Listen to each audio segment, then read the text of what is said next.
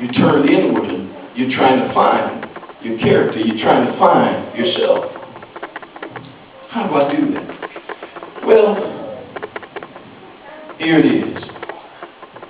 Iron is taken from ore by a process they call smelting. In other words, heat from the furnace. Yes. Yes. Heat from the furnace.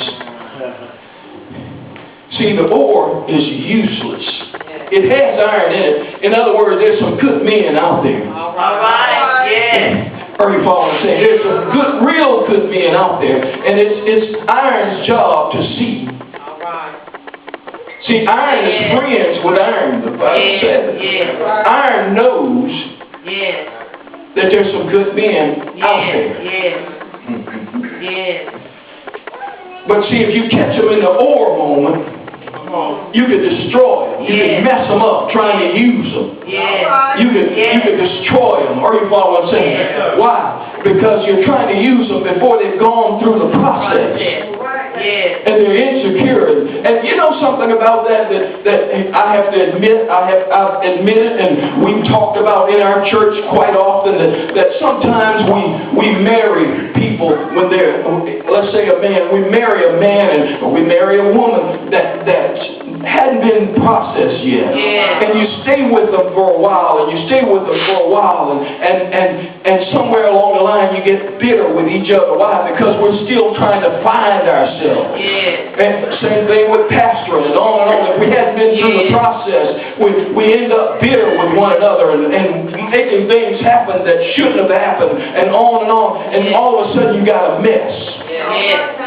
Sometimes you could be married for 10 years and the marriage is no good. Why? Because we were finding each other out and we became each other's enemies and on and on. Are you following what I'm saying? Why? Because we hadn't been processed yet. I was trying to find out whether I was a man or not, and she was trying to find out whether she was a woman. We were both insecure and we were beating each other up with blunt force trauma. And so the marriage the church ended up being trauma. Trauma. The whole thing. Why? Because we were forcing everything. Tell me you love me. You know what I'm saying? If that don't mean a hill of beans to tell me you love me, show me you love me. Or you know what I'm saying? I don't care how much you tell a man, and you don't ever say you love me. They can say, honey, I love you. You know, they don't even say it right. They mess it all up. I love you. Can't even say it. But it's not important that they say it.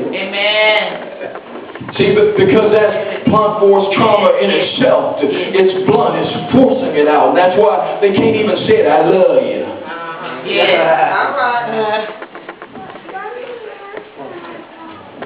And all of a sudden, somewhere along the line, you got trauma in a marriage, trauma in a church. The whole church mad at the pastor, but they're staying there because they're waiting for him to fall, for him to mess up. They're waiting to get back at him, give testimonies against him. And we're praying against one another, testifying against one another, singing against one another, and on and on. So you got a fight. You got UFC in the church.